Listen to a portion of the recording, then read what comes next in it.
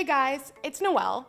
If you've watched all my Plan With Me videos, you know that bullet journaling is all about getting your life in order through things like to-do lists, your event calendars, and collections like your friends' birthdays and all the movies that you want to watch this year. But one of the great things about bullet journaling that some people don't realize you can do is that you can track how you're feeling on a day-to-day basis. I'm talking about mood trackers. Mood trackers are a great way to keep track of how you're feeling from day to day and then look over your month or year and get an overview of how you were feeling throughout the month. Was it a good month? Was it a great month? Was it a blah month or a wonderful month? Mood trackers are a great way to know for sure by the end of your time period. So I thought it would be fun to walk you through some great ideas for mood trackers in your bullet journal. But before I get into it, definitely subscribe to 17's YouTube channel so that you don't miss out on any future bullet journaling videos just like this one. All right, let's go. The first mood tracker that I'm gonna show you is a yearly mood tracker.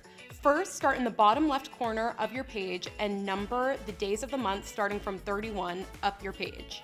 Put the first letter of each month going horizontally. Then, using your ruler, make a box that's 12 columns by 31 rows. Carve out 5 minutes of free time and use your ruler to go down each line, drawing a vertical line, and then each column drawing a horizontal line. Now that you have all your boxes laid out, you can create your key to represent your mood throughout the year. I decided to use pink, orange, blue, green, and a super purpley maroon color. My key is not words, but a super smiley face, a kind of smiley face, a blah, like meh face, a sad face, and a sad face with tears. After that, I used my markers to make a little decoration in the bottom right corner that looks like pixels, and then that ties into the title of my mood tracker because I call this The Year in Pixels, which I wrote in the top right corner in some calligraphy and hand lettering. Then you just fill it in with your mood throughout the year using your key. Obviously, some months in the year don't have 31 days, so what I do when you get to a month that has less days than that, like February, I just color in the bottom rows black. Since that's not on my key, you know that it's just like a day that actually doesn't exist. Now we're gonna get into our monthly mood trackers. For the purpose of this video, I'm not going to specify what month each tracker represents, but each tracker will have 31 days. So for this tracker, I measured 21 columns across the page and 15 columns down the page because each day of the month is going to be 3 by 3. Then I used my ruler to draw out all the vertical and horizontal lines. I wrote out the days of the week across the top of the calendar in calligraphy, and now all you have to do is make your key. For this one, I used different colors than my last mood tracker, but I used the same smiley face key that I used in the last one. Then I drew 2 horizontal lines at the top of the page. I wrote mood in big calligraphy in between the lines, but you can put the name of the month that you're tracking your mood in. All you have to do is fill in the squares with your mood throughout the month. You don't have to add the numbers of the month since this is like a kind of standard calendar, but if you want, you can add the numbers in the top right corner or anywhere that you want. On to the next mood tracker. For this mood tracker, we're gonna get a little bit artsy because your tracker is actually going to be a beautiful flower. What I did was draw a circle, and then I drew 31 petals around the circle to represent each day of the month. Then I numbered each petal from 1 to 31. There's no rule on how you order the petals, but just number them in a way that feels natural to you so that you don't accidentally fill in day 7 instead of 6 one day. Then I added some thin lines to each petal to give them some texture and definition. I drew the flower's stem, and then I created my key at the bottom. And I used all pink colors because I want my flower to be like all different shades of pink at the end of the month. For this one, I used words for my key, like amazing, good, content, and bad. After I made my key, I wrote mood tracker at the top in calligraphy and hand lettering, and then I just filled in my flower. You can also add more of a pop of color by coloring your stem green and the middle of your flower yellow.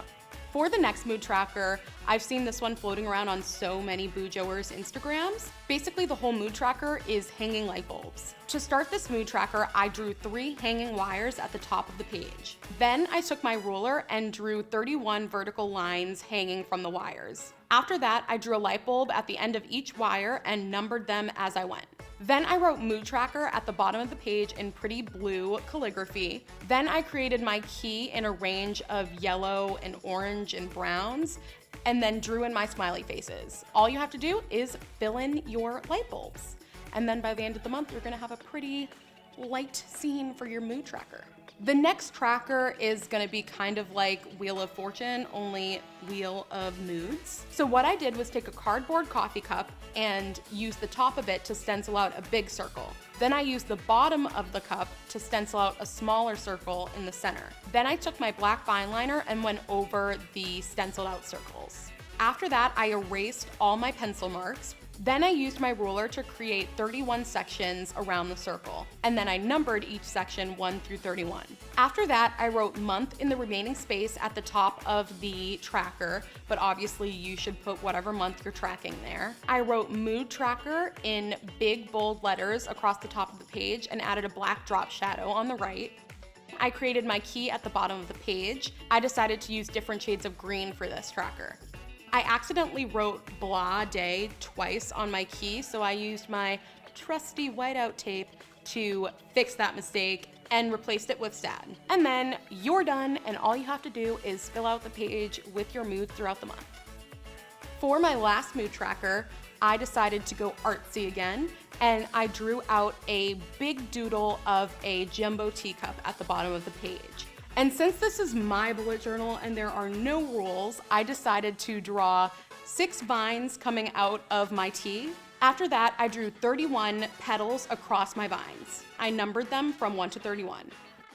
Then I wrote month at the top in between my vines in nice squiggly calligraphy, but as you know, you should put what month you're tracking there. Then in the teacup, I wrote out mood tracker, and then I created little rectangles in the colors of my moods throughout the month, and then put my usual smiley faces and sad faces under each color. That's it. All you have to do is color in your tea leaves with each color that represents your mood throughout the month. And I think it turned out really cute and beautiful. Well, that's it. If you start using one of these trackers in your bullet journal, I'm sending you all the good vibes and hopes that you use the heck out of your smiley face color. Now, definitely subscribe to 17's YouTube channel below so that you don't miss out on any of our future bullet journaling tips and tricks. All right, bye.